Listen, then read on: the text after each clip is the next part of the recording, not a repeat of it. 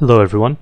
Over the months of August and September, Jagex is holding a promotional event to attract people to keeping their membership, and while I'm not behind things like Squeal of Fortune and Solomon Store, I'm definitely behind this.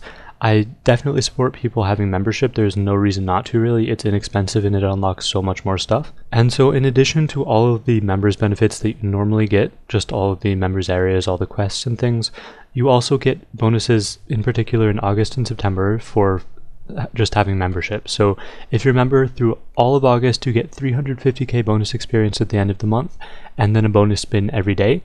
If you're a member through all of September as well, you get another 700k experience and 2 daily spins for the entire month, so 1050k bonus experience. Although it hasn't been confirmed how the experience is given, we're not sure if it's in experience lamps or it'll be another necklace like the Mad May event, but it's still a whole lot of extra experience. So along with that, if you're a member for both months, you also get a new title which hasn't been announced what it is: a Wild Crab Transformation Dance emote, a 5-piece Tropical Islander outfit, and extra head and cape accessories. So yep, that's good stuff. Nothing major except the experience really, but still not bad. And then also, in addition to all of those, these are the things that were just announced today, so that's pretty much why I'm making the video.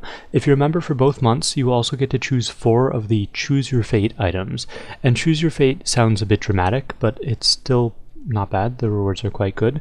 And before I get into actually telling what these rewards are, I just want to say a few things. So first off, as they said before, you can get 4 of them. There are 4 different items and you can get multiples of 1, or you can get 1 of each, or whatever you want, just 4 total.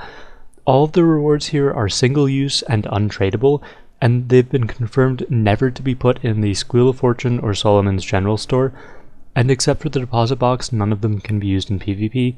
And then finally, all of these will disappear at the end of the year. So if you don't use them up relatively soon, you lose them. So here we are with the actual items. First off, there is the emergency healing box, and this one fully heals you, or it can be used on a friend to fully heal them. Next is dodging death, and if you die, it'll make you respawn with all of your gear intact and your life points fully charged, so just get out of death free card. So that's nice. Then there's a remote deposit box, which creates a deposit box wherever you use it for 5 minutes, and anyone else can use the deposit box. I'd imagine that these will be very useful in the Living Rock Caverns world with like, what is it, like 1,000 people who are always there with the mining and fishing. So there should pretty much always be a deposit box up there, which is pretty awesome. That's really convenient.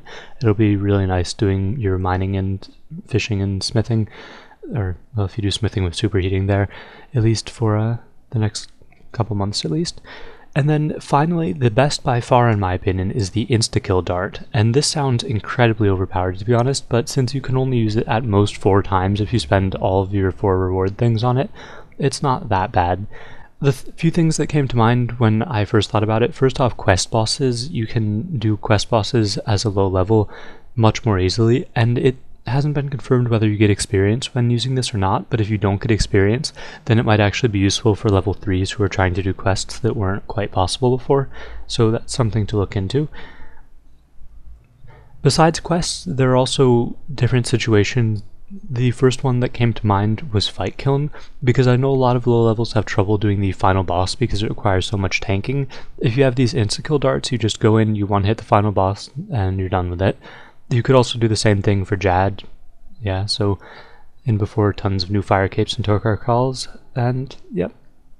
So that's pretty much it. So overall, maybe a little bit overpowered, but compared to a lot of the other promotional things the Jagex has been doing recently, I think I'm fully behind this, and I pretty much completely support the Sizzling summer event. So yep, that's everything. Thank you for watching.